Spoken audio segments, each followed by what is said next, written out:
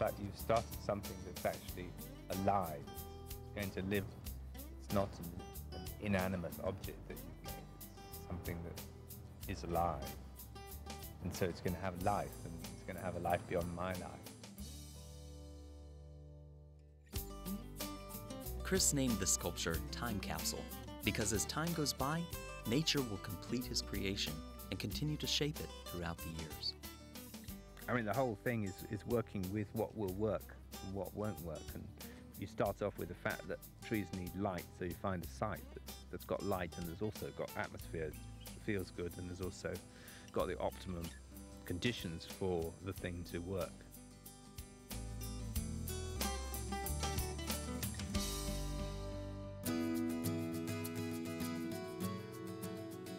I think students, for some reason, wanted to be out here.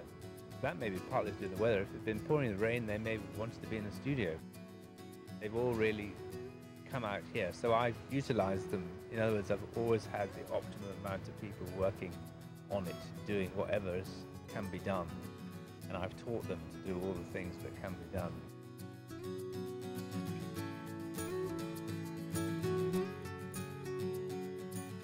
This wouldn't be possible without this help. You know, you couldn't have 3 people just do this. You'd be here for months. But all this help coming in, and fresh help, you know, it's brilliant. It's what actually makes this whole project in this garden is unique, because you've got this incredible environment with this growing forest, and then because there's all that labour, you can actually make something quite ambitious. And I think a lot of artists who've been here have discovered that and then used it. And it's an element here that I've not come across elsewhere.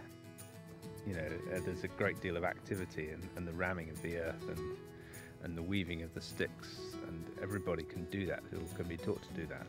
And there's people that come forward who want to work the mixer because they just want to get that mix just right, and they've got it right. And once one person has got how to mix that cement just right, that rammed earth material just right, then he sticks with it because he's got the secret, as it were.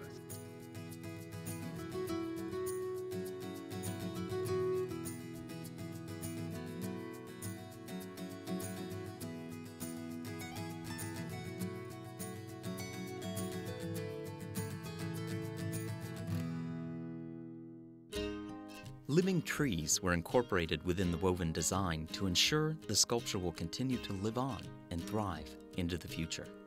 Well, I think it's probably the first time that I've actually kind of thought seriously about the future of a work. I've kind of always just made a work there for that moment, and then I've left it, you know, and in my memory it has always remained as I left it. It's finished, really, you know. And that's something that I've not really considered, because I haven't had to consider it. Here I really thought about that and really considered the life of the thing, the life of a living thing, yeah. So that's been very different. Everything has its own time scale. And there's the thing that will last a day, and there's this thing that may last 250 years in some form or another. That's what's interesting about Clemson, I think, this emphasis on things that can grow and a commitment to following the artist's vision, which is not what you get everywhere.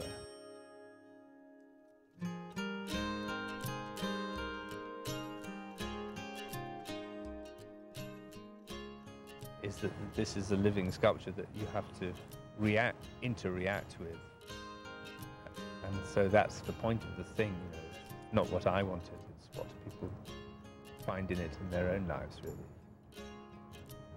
It hasn't changed the atmosphere of the place, I don't think, at all. I think the pines are very dominant still, and they give off this wonderful scent, which kind of helps this piece, really. So, yeah, I mean, I'm really pleased that I've worked in here. It's been magical I think, for everybody working here.